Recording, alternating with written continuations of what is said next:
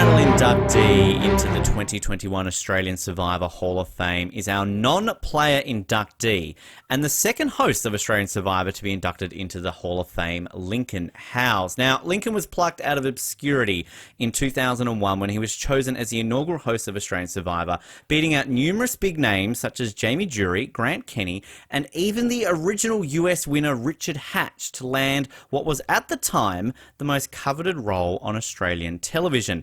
With all that pressure on his shoulders, Lincoln didn't flinch, delivering an incredibly strong and warm hosting performance that was backed up by his personal connection with the players and engaging on-screen personality. Often referred to by the players as the thinking woman's crumpet, Lincoln was cruelly robbed of developing his hosting skills further with no subsequent seasons after season 1, but cemented his legacy as the OG face of the franchise in Australia. Lincoln received 4 out of 6 possible votes from the expert panel and cruised into the Australian Survivor Hall of Fame in 2021, an honour that is thoroughly deserved for an icon of the show in this country. And to accept his induction to the Hall of Fame, it's a pleasure to be joined by Lincoln right now. Lincoln, first of all, congratulations on your induction into the Australian Survivor Hall of Fame. Thank you very much, Ben. I'm very honoured. Well, I've got to say, I mean, with all that in mind, you can let your head kind of, deflate a little bit there, Lincoln. That was, quite a bit to get there. Very kind word, I must say. What does it mean to you to be inducted into the Australian Survivor Hall of Fame? Well, I think most of all, it cements the legacy that we made down there in Port Lincoln all those years ago. I mean, it's been 20 years, almost to the day. We would have been filming it now, 20 years exactly. So it's... And for a lot of years, it seemed to have been forgotten in the TV annals. But you and others have revived it and have pointed out that it did have its good points. And in fact, I think it's been underrated for a long time. So at least this is some sort of affirmation for the series, for the people who put in all that effort out there, who did actually were the original OG survivors and did it hard. So for them and for myself, I think it's just nice to know that that the legacy lives on. For those who are maybe not familiar with the story of how you actually did become the host, Lincoln, give us a bit of a rundown, how you went from being a producer to standing in front of the camera and being in all of our lounge rooms for about 12 or 13 weeks back in 2002. It does all seem like a bit of a dream now that all happened. In fact, getting the job was probably the most unreal thing about it, because I had no ambitions in that area. I didn't have any, I didn't, even consider auditioning for Survivor. I loved Survivor. I always thought I, wanted to be on Survivor as a contestant. But at that stage, there wasn't an Australian series. And anyway, they were searching around for the host, and the head of publicity at Channel 9, who was a friend of mine, just rang me up one day and said, look, we can't find anybody. No one's right. We want someone that people don't know, like Jeff Probst was when he took on the job. So would you consider auditioning? And I honestly thought, I'll do it for a laugh and, I'll get a tape and I'll show the kids. And that was it. But then they had the first round, and then they had another round, and then it started to get more and more real. And I still, to this day, can't believe that, it came down, and Stephen Peters called me down to his office and said, we want you to host the show. Look, once I was doing it, I could understand, how it was all going to work. But at the time, I was the most unlikely, and I think unpopular with a lot of other contenders for getting the job. I think you had half of Getaway down your throat, didn't you? Beating down your door saying, why have you taken our job? Well, Ben Dark, unfortunately, had to host the preliminaries. Yes, and I think that was a bit of a come down for him. But there was a lot of people who wanted that job. And I think, from what I was told, that came down between me and Grant Kenny. Did you feel any pressure at the time when you got it? Given the magnitude of what this show was back in 2002? I don't think I realised that until, we started, it got closer, and how much it was invested in the show, and I mean, and the advertising that was surrounding it, and these people had their face in chip packets. It was the biggest show on Channel 9 at the time, the most expensive, the most publicity that was done for it. And Yeah, I felt precious standing on that cliff top that first day and having to say all those words, and there was no auto cue, and had to do it in one take because it had to be real. It was enormous pressure, I don't, and I was so nervous that day, but and when I look back at it, you can't really see that. So Yeah. I managed to achieve that at least. You let all that pressure off by doing karaoke, of course, in Port Lincoln, right? That's kind of how you did it. One song, one karaoke song. And you've never lived it down 20 years later, basically. In With fact, that. there is evidence of that in those photos I sent you the other day. There's a photo of that. Yeah, we'll have to make sure that gets out there so people can see it. You mentioned that opening take, though. One take you do that in.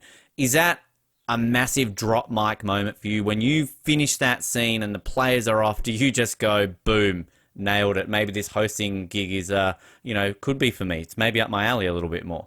Well, maybe not that, but it was certainly a pressure's off. Like, if I could do that, then I figured I'd be okay. And because I think it goes for about 5 minutes or something. Yeah. And no auto cue and no cuts. There's no cuts in that at all. There might be edits, but it was done in one take.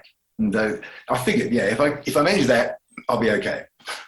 How hard was it to sort of maintain a sense of care and warmth for the players, but also at the same time be disconnected, because you weren't meant to get close to these players, were you? You had to remain as removed from them as possible. Yeah, at that point, I mean, I think things have changed now with Survivor, but at that point, the host was very seen as an authority figure. Stephen, the EP, didn't want me to talk to them in between takes, say hello to them when they arrived, except that on camera. Don't smile at them or joke with them. I basically wasn't allowed to interact with them at all unless I was on camera. So that made it very hard to form some sort of connection with them until things went down the track a bit. And I think by then we were probably breaking the rules a little bit, and I was having a few jokes at tribal council. And but because those days also you didn't commentate all the way through the challenges like they do these days. It was a very different format kind of thing. Do you look at it now and kind of think that that would have been more suited to you, to have a bit more of a jovial kind of connection with the players and a bit more, say, commentary and feedback, say like Jonathan LaPaglia does do today? Yeah, absolutely. I think the hosts are much more involved in the whole game these days, and I think that's a good thing. I think to take that step away was difficult for them and for me as well, because it's a very intense game, and they're very high emotion, and to not to engage in that emotion is hard. I mean, the most connection you get is at tribal council, and you could do a bit there, because that again wasn't all well. That was scripted to a degree. You had questions to ask, but there was a lot more of sort of throwing in a bit of your own stuff in there as well, and that was. And that was, I think, why they chose me, was to have someone like a journalist who was used to doing perhaps interviews and thinking on their feet and being able to parry with them a bit on board. So that was the only time where we kind of got to connect a bit, and especially once there were less and less of them. You got to know them a bit better. Was that tricky, though, as a journalist, to maybe not have the follow-up questions? Because we see JLP now kind of does jump on things that people say a little bit more than, say, you were able to. Do you wish you had that ability to all of a sudden go, you're bullshitting me there, Joel, I don't believe you, I'm going to ask you a follow-up to that? Yeah, well, I was told that basically I was to be as if I hadn't seen anything. I hadn't seen what that happened that day, or I was to just ask the questions based on what ask them as if they were telling me for the first time, and I didn't know anything about what had happened that day. So, but now, I mean, they ask very leading questions and basically confront people about what happened that day. Whereas I wasn't supposed to have seen any of the footage at all. Yeah, it's fascinating, completely different how it's handled now. Do you find yourself, though, personally getting invested, Lincoln? Are you all of a sudden going to a tribal council hoping that somebody you are rooting for doesn't get voted out, and are you secretly cheering for somebody to win over another person? Well, of course, I I really wanted Craig to win everything because that was going to help our program. And you certainly had personal favourites. I don't think Shona liked me very much. I don't think we got on. You could just feel sort of a bristling from her on occasion. But yeah, look, despite all the impediments, I did have some sort of relationship with them because they all kind of liked me at the end. Once I got kicked off and we could see each other down the pub. Karaoke again, Lincoln, maybe kind of going that way. Just one. Did it change your life much afterwards, getting recognised on the street, getting other opportunities afterwards, or was it just back to life as normal? Look, yeah, pretty much went back to normal. And it's very funny when the program rates, it never went less than 1 million for today, but that wasn't considered good enough because they expected it to be way, they expected it to be huge, and it wasn't. It very quickly going from getting red carpet invitations to no one talking to you in the cafeteria at Channel 9 when things don't go, because back then, Channel 9, everything usually worked. Because it didn't set the world on fire, the invitations quickly dried up, and I went back to my normal life, which I always said that's what I was going to do.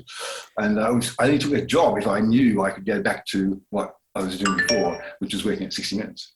Which, reflecting on that though, had it been a success, and hypothetically we had it every year, and it was just the Channel 9 version, it was like the US right now that we had 2 a year, and it just been ongoing for 20 years. Do you feel it would have been something that you would have gone, I love this so much, I want to be like a Jeff Probst and have this as my job now? Or do you kind of think that maybe you would have done it for a few years and maybe handed it off to Dicko or JLP if they were in the hat at that point? Very hard to say, sliding doors, isn't it? I mean, but I think I would have loved it, yeah. I mean, I love doing it, and I love the game, and I still watch it, and Survivor's good. It is a good franchise. I don't know why Channel 9 didn't continue with it, because look at what Channel 10's done with it. I would have been happy doing that, and it's not a hard job. Well, I mean, I was going to ask you, Dicko did it after you, and then obviously JLP, so it can't be that hard. But in all seriousness, how do you sort of look at the two that have followed you, Dicko, fellow Hall of Famer, JLP? I mean, do you kind of think that they've just taken what you started with and improved on it? They maybe got a bit of a easier role now because you had the first job, and now they can go, oh, okay, well, we'll just improve on what the people before us did each time? I think Channel 10 have done a very good job with the way they've done it, and Jonathan's is good. I mean, I don't know about his accent, but yeah, like I think that's the way you do Survivor. And I think our show would have evolved over time to look very much like that does today. I mean, I don't agree with all the new changes and how much is now, but that's just time. And America's gone the same way, so it's much more these days about the game playing and the backstabbing and the setups than it is about surviving. But that's just the way the show's was always going to go, I guess. And it's amazing that it's still going. I mean, I think that shows you what the strength of the show is, because that was one of the very first reality shows to come out, and it's one of the few that survive today. Yeah, it's incredible to think, as you said, that basically at the time of us recording this, you were filming this 20 years ago, and we can still be talking about it. Before we let you go, Lincoln, you obviously mentioned after Survivor, you kind of went back to your role on 60 Minutes. A lot has happened in 20 years, of course, but what are you up to now? Kind of what's the life of Lincoln Howes like in 2021? Now we're out of lockdown. No, I've been able to work all through lockdown, which is good. I went straight from 60 Minutes to just doing the same what I did there, freelance, and I've just moved from production to production, mainly documentaries and sort of odd books. I've just finished something about prisons, and we're doing something at the moment with the police. I did go back to where he came from for SBS, and Struggle Street for SBS as well. So there's been a series of those sort of things. But yeah, working for different production companies around the place, and I find that's because of the variety. I mean, it's great. It's great. There are some periods where got to juggle the projects and time in between, but I'd rather do that than just have the same thing every day. So it's great. Yeah. Keeps you busy. I like these connections too Go back to where you came from. Dicko did that at one point, didn't he? So kind of the connections you've got here. If you've ever worked with JLP, it's kind of like this Kevin Bacon number where all the hosts of Australian Survivor are weirdly connected in some way. Yes, yes. Yes. Look, I'm happy with Dicko one day. Maybe you never know. You never know. You never know how it works. Lincoln, it's been a pleasure to chat with you today to honour you with this Australian Survivor Hall of Fame induction for 2021. We've got some goodies that we will send off to you as part of a celebration being inducted, but we really appreciate your time. Congratulations. And thank you very much for chatting about your time in Australian Survivor. It's been an honour. Thanks so much, Ben, and no, honour for me very much.